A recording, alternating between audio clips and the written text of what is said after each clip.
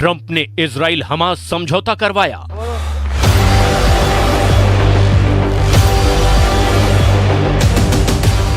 Trump Ukraine रूस को भी युद्ध खत्म करने के लिए मना रहे हैं। ट्रंप ने ईरान पर चाबुक चलाने का प्लान बना लिया है। ट्रंप ने तुर्की को हद में रहने की बाउंड्री बना दी है। ट्रंप सभी प्रॉब्लम का सॉल्यूशन तलाशने का दावा कर रहे हैं, सिवाय एक टेंशन के, और ये टेंशन है ड्रैगन यानी विस्तारवादी चीन। क्या प्रेसिडेंट ट्रंप दूसरी पारी में चीन से पुरानी खुन्नस निकाल पाएंगे? क्या ट्रंप ताइवान को सुरक्षा की गारंटी देने जा रहे हैं? और क्या ट्रंप की सेकेंड इनिंग जिनपिंग पर भारी पड़ने वाली है?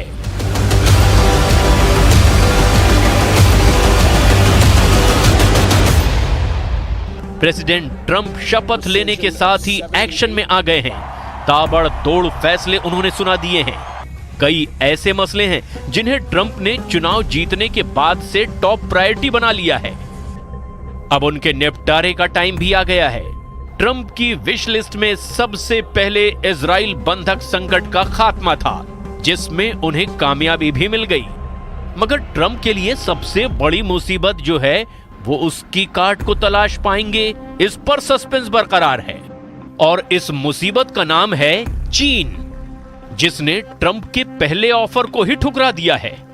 ट्रंप ने बड़े अरमान से चीन के राष्ट्रपति शी जिनपिंग को अपने शपथ ग्रहण समारोह का न्योता दिया था, लेकिन चाइनीज प्रेसिडेंट ने ट्रंप के बुलावे पर भी शपथ ग्रहण समारोह से दूरी बनाए रखी।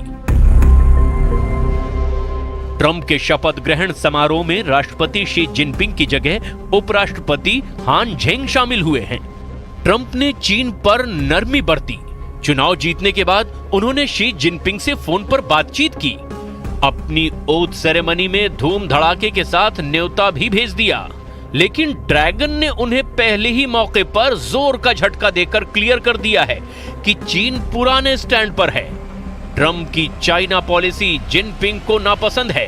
अमेरिका की ओर से दी गई पुरानी चोट भी चीन भूला नहीं है। ऐसे में ट्रंप का ड्रैगन पर डोरे डालना काम आता नहीं दिख रहा।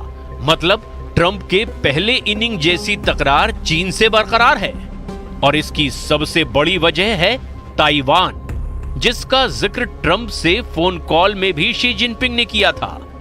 चीन ताइवान को हड़पने के हथकंडे के तौर पर पुराना राग अलाप रहा है, जबकि ट्रंप ताइवान की सिक्योरिटी की बात कह चुके हैं। बस ताइवान को सुरक्षा के बदले कुछ कीमत ट्रंप जरूर चुकाने को कहते रहे हैं। ये बातें ट्रंप ने चुनाव प्रचार में कही थी।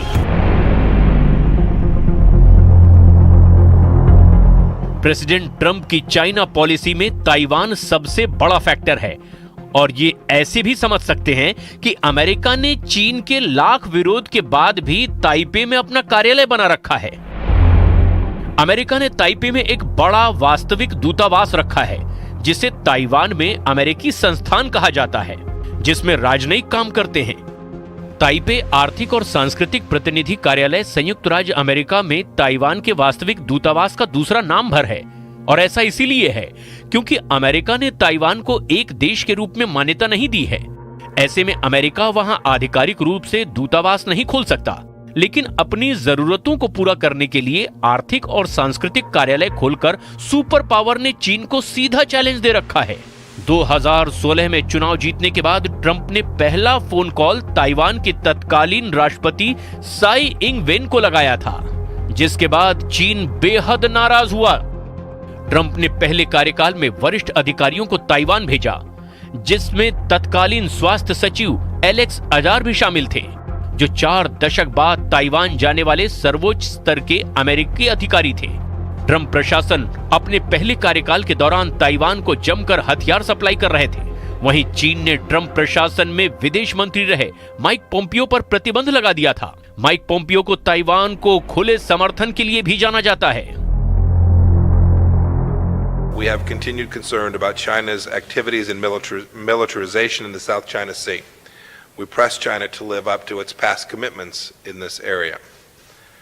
Regarding our strong ties with the democratic Tehran, I reiterated the U.S. policy has not changed and that we are concerned about China's increasing efforts to coerce others, constraining Taiwan's international space. America के लिए Taiwan की अहमियत को कारोबारी नजरिए से भी देखना बहुत जरूरी है। 2023 के अंत तक ताइवान संयुक्त राज्य अमेरिका का 10वां सबसे बड़ा निर्यात बाजार था, जिसकी कीमत $40 बिलियन थी और आयात का 8वां सबसे बड़ा स्रोत था, जिसकी कीमत $88 बिलियन थी।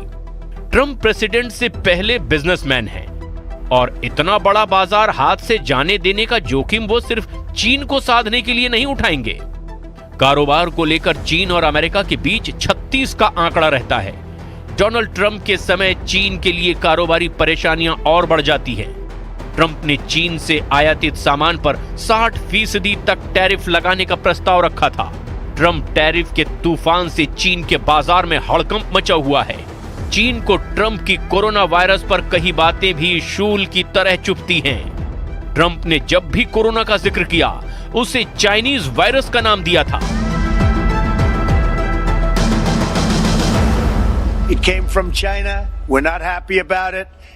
We just signed a trade deal. The ink wasn't dry and all.